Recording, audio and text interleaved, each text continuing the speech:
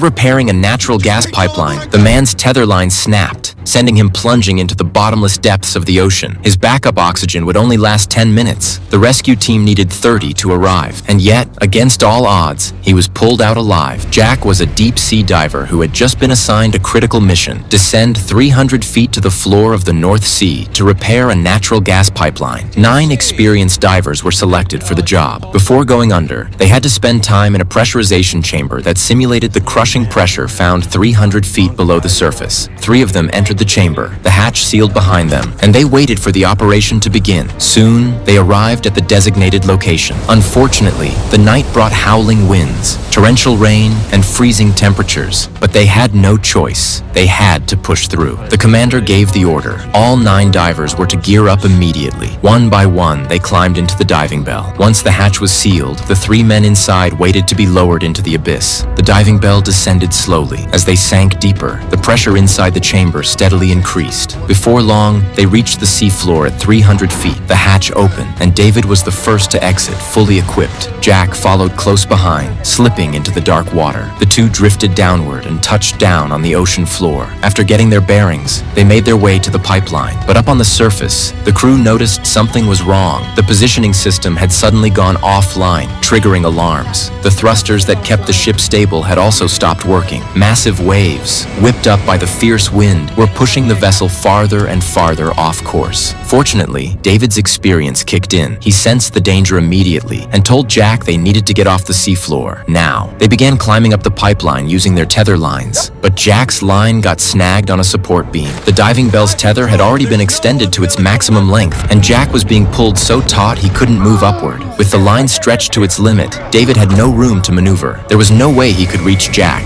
Then came the worst news yet. Jack's oxygen supply had failed. David realized Jack's tether was about to snap. He told Jack he had to return to the diving bell to figure out a plan, but promised he'd come back for him. In the meantime, Jack had to find a way to climb to the top of the pipeline, and then it happened.